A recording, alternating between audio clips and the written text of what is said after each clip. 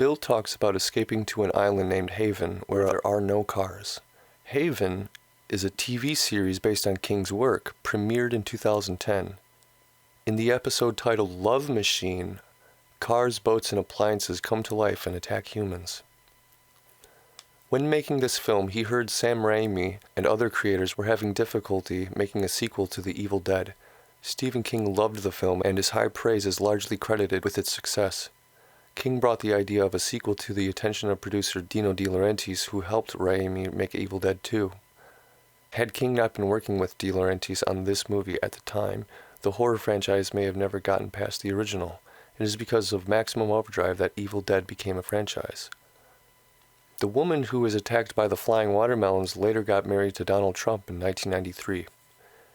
Christopher Murney, who played Camp Loman, went on to do voices for Chester Cheetah, Grand Theft Auto Vice City Stories, Red Dead Revolver, and Red Dead Redemption.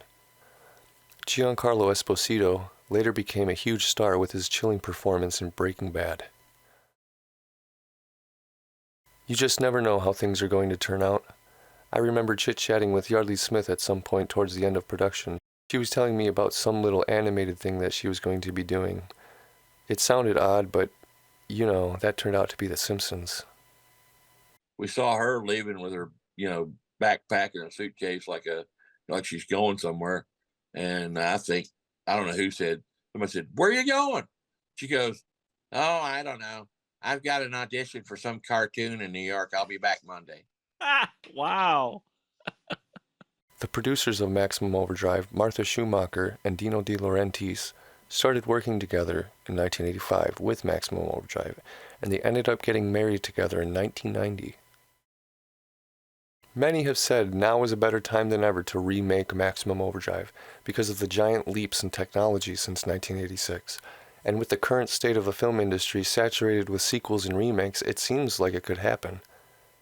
If they ever do a remake, which they've talked about it 2 or 3 times, of Maximum Overdrive, the latest remake story is that Joe Hill, who is Stephen King's oldest son, wanted to do it over. And I would love to have some sort of a role, if not just a cameo or something in that one as well.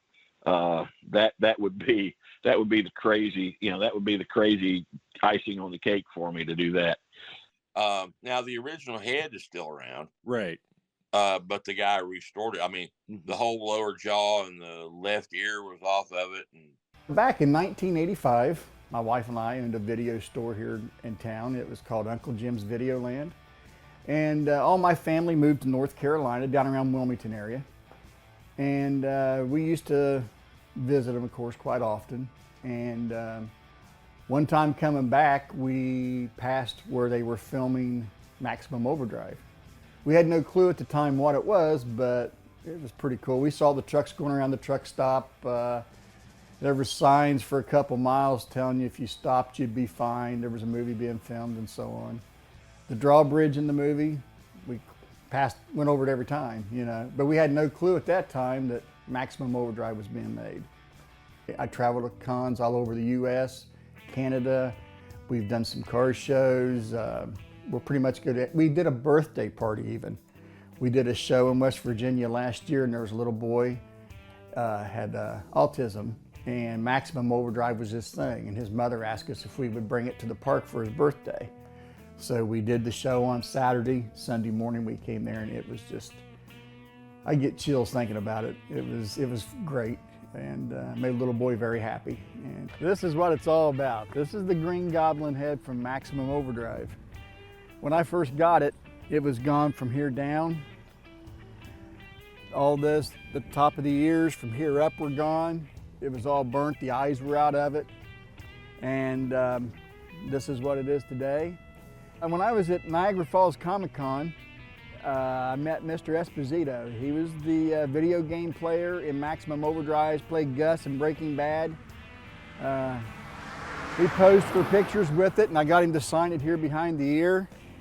And he put video player under his name. Well, that's good that they were as close as they could to replicate it.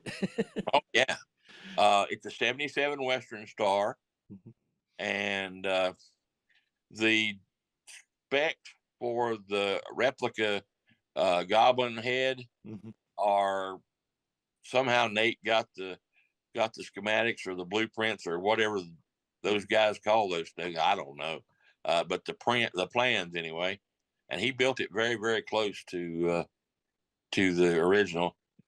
I have since learned by going to the truck shows like I did. The guy that built that truck, Nate Lawrence, took it to Guilty by Association truck show in Joplin, Missouri 3 years ago, 2021, in September, I believe it was. And he flew Barry Bell and myself out there. Oh, wow. To meet the fans, sign autographs, that sort of thing. And that truck has the exact same motor that the movie truck had in it. Wow. It is a Detroit 8V71. And that thing has a sound that is totally unmistakable. And everybody said, "Oh, what kind of filters did they run that through to get that grindy, grunty, eerie sound?" I said, "None." There was hardly any merchandise originally made for the movie in 1986, but after many years, the demand was finally recognized for a model Green Goblin truck, and we got it, baby. Here's mine next to the Dixie Boy sign in the same 1:64 scale. Also, I have ceramic mugs. I've got the T-shirts. They have my face on the back. They have the Dixie Boy logo on the front. And you're going to get us an awful lot of trouble, man. It's a cartoon, like it looks like a Liechtenstein painting, kind of hot shower supply and comet survival gear. And then at the bottom it says everything. We've got everything, which is a play on words of what I said. So much of the world is paved now. Even the playgrounds are paved. And for the fields and marshes and the deep woods, there are tanks, half-tracks, flatbeds equipped with lasers, masers, heat-seeking radar. And little by little, they can make it into the world they want. I can see great convoys of trucks filling the Okefenokee swamp with sand, the bulldozers ripping through the national parks and wildlands, grading the earth flat, stamping it into one great flat plain, and then the hot top trucks arriving. But they're machines. No matter what's happened to them, what mass consciousness we've given them, they can't reproduce. In 50 or 60 years, they'll be rusting hulks with all menace gone out of them, moveless carcasses for free men to stone and spit at. And if I close my eyes, I can see the production lines in Detroit and Dearborn and Youngstown and Mackinac. New trucks being put together by blue collars who no longer punch a clock but only drop dead and are replaced. The counterman is staggering a little now. He's an old bastard too. I've got to wake the girl. 2 planes are leaving silver contrails etched across the darkening eastern horizon. I wish I could believe there are people in them.